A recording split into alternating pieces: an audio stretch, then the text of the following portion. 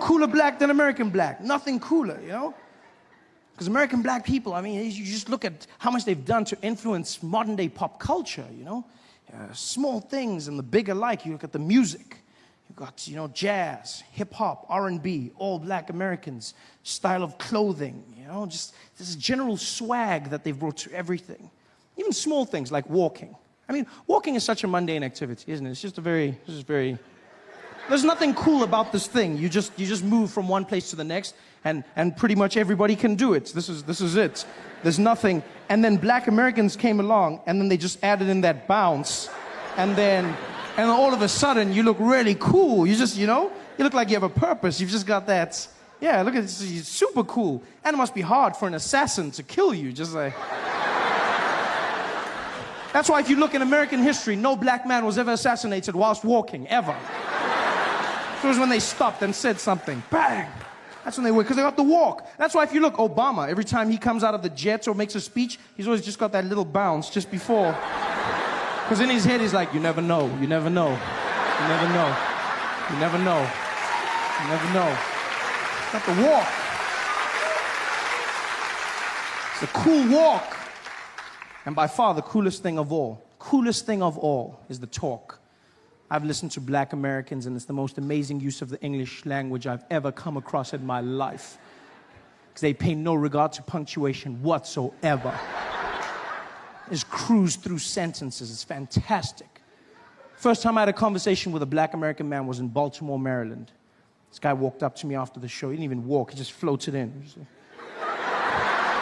Just came up to me and was like, hey, yo, B, hey, yo, hey, yo. Yo, let me holler at you for a minute, man. Let me holler at you. I said, okay. He's like, man, I ain't even gonna front, man. I was going out for lunch downtown Los Angeles with a friend of mine. My friend David, he's like, yo, Trev, you wanna get something to eat? I said, what should we get? He's like, Mexican food, dude. Gotta get Mexican food. Like, I've never had Mexican. He's like, what? You never have Mexican food? I said, no, I don't have, because we don't have Mexicans in South Africa. They never came over. You know? He's like, yo, dude, you gotta have tacos, man. You're missing out. You gotta have tacos. I was like, okay, let's go get tacos. I don't even know what these things are, you know? We go out. It's not even a restaurant. It's just a truck parked on the side of the road. A taco truck. You know this because there's a big sign above it going, tacos, tacos, tacos. So I'm standing in the line waiting. There's a lot of people. It's really popular. I finally get to the front of the line. The guy comes to the window in the truck. He's like, hey, you want tacos? So, well, it would be awkward if I didn't. You know? He's like, hey, I don't know. Maybe you just want a Coke or something. I said, no, I wouldn't come here for a Coke. I came for tacos. Give me tacos. It's okay. How many tacos you want? I said, I don't know what they are, so just give me one. So we say, one taco. He's like, one taco coming up. He goes and he prepares it, does his thing, comes back, and he's like, hey, here's your taco, friend. I said, thank you. He's like, yeah, you want a napkin? I'm like, what? He's like, you want a napkin? And now on our side of the world, a napkin is that thing babies wear to hold their shit. So he was trying to say serviette, which is what everyone in the world says except America, serviette. So he goes, you want a napkin? I said, why the hell would I want a napkin? He says, hey man, for the mess afterwards. I said, for the mess? Is it that instant that I'm gonna need a napkin? He says, yo, you never know with tacos, man. 1 minute you think you got it, then it's coming out. So, well, that's disgusting. I said, no, it's normal. Everybody does it here, man. It's part of the experience. I said, that's the problem with your country, my friend. Where I'm from, that is disgusting. I do not need a napkin. I'm a grown man. I can control myself. He said, hey, what you gonna do? I said, I'll just eat it in the car on the way home. Then I'm safe. He said, hey, then you make a mess in the car, man. Don't do it. Don't be a hero. Just take the napkin. I said, I'm not being a hero. I'm being a grown man. I don't need a napkin. If it gets really bad, I'll just squeeze it really, really tight. He says, yeah, that's the problem. Some people, they don't know. They squeeze it too tight. Then the juice comes spraying out even more, man. It can spray all over you, on your pants and on your shirt. I'm like, oh, my shirt? How the hell does this shit get all the way up to my shirt?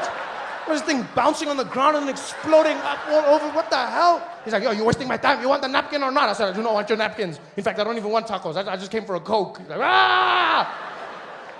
Steve, I just prefer to order for all of us, yeah? Right? You good? He's like, I don't know why that's necessary. I think I'll just order for myself. Is that okay? I was like, it's not. No, it's not okay, Steve. It's not okay, right? Because you're probably going to say some shit that's going to embarrass me in front of my Indian people, right? And so I just need you to back off for a moment. He's like, I'm sorry, what would I say that could embarrass you in front of Indian people? I was like, I don't know, Steve, and I don't want it to happen. Just let me handle this, okay? He's like, let you handle this? Trevor, I'll have you know that I've eaten curry for many, many years. I was like, Steve, this is not the time. Just let's not argue, okay? Let's not argue. It's not the time to argue. He's like, what do you mean? Why would I embarrass you? Why? I was like, there's no, you don't need to know why. Let's just not do it. He's like, no, why? Why? Because I'm white. I was like, you brought it up, not me, all right? I wasn't going to bring up race, but you did, Steve, and now that you brought it up, let's talk about it. Every time I take my white friends to an ethnic restaurant, they always say some shit that embarrasses me. Every single time. Every time. Either they don't know how to pronounce the food, or they'll say some random shit. They'll be like, can I get that one, the papadums? What do you call these ones? You know, they'll be like, can I get this one, but not spicy? Kill yourself! Can I get the curry, but not spicy? Kill yourself! How are you gonna ask for curry, but not spicy? Your forefathers went around the world killing people for the spice. Now you don't want it?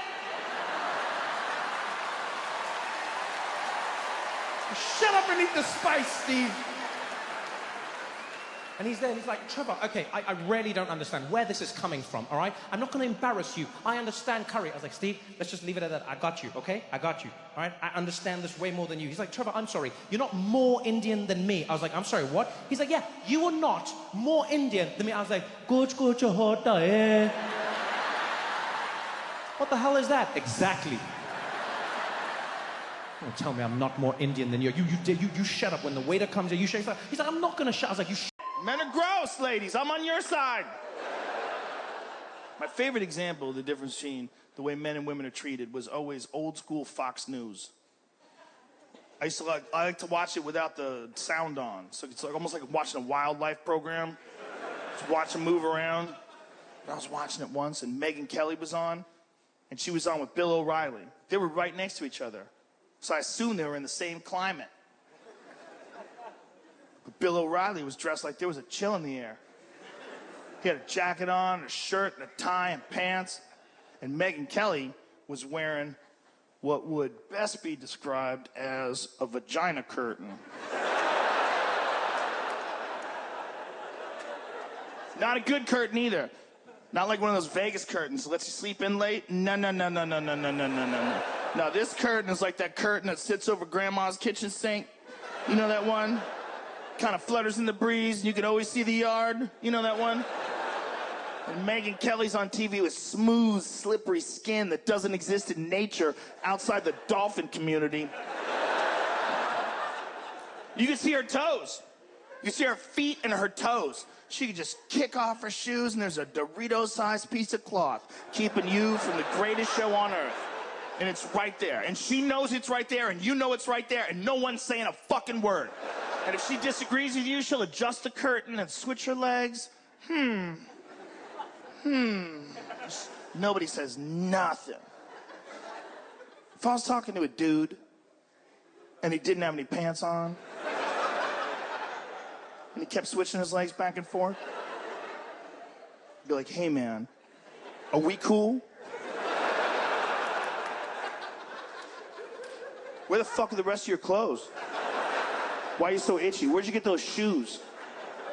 No one says shit while Megyn Kelly's over there trying to start a fake tan fire in her pussy.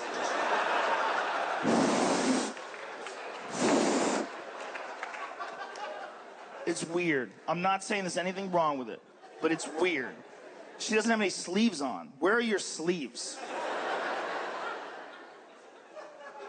That's not weird. It's not weird. It's strange. I want you to respect me. I want to respect you, but you're half naked and I want to fuck you, so I'm confused. I don't know what to do. I'm thinking of saying anything you want. Whatever you want me to say, I'll say it. I want you to like me more. That's the problem with a woman that's that beautiful and super smart. You know she's smarter than you. She's a lawyer. She never says She's smart as fuck. And she's really, really, really pretty. And she doesn't have a lot of clothes on. She's gonna get her way, right? You're not gonna tell her to go fuck herself. You have to be super secure to do that. And you can see some of her tit. That's weird, right? If I came out here like this, you'd be like, Joe, what the fuck are you doing, man? Right? But if Megyn Kelly's on TV, oh, she's just got a cute shirt on. It's just cute. It's cute. You can see some tit. You can see some middle tit.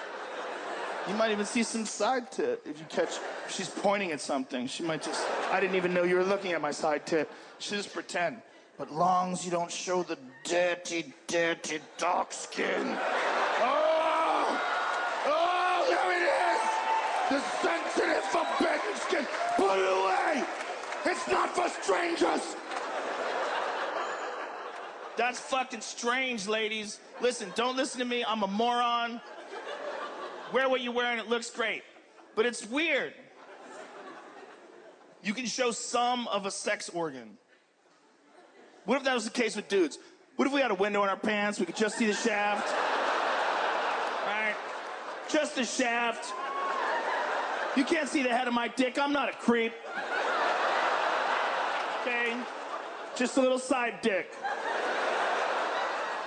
You have cleavage, we have tubage. It's no big deal. It's whatever. Showing a little tubage. Why do I dress like that? To look cute for my friends. Okay? God. You're so fucking jealous. I need to get a sip of water. Excuse me for a moment here.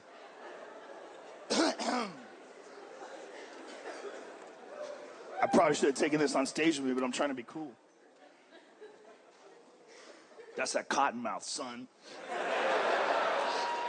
Woo! Yeah, you guys are legal now.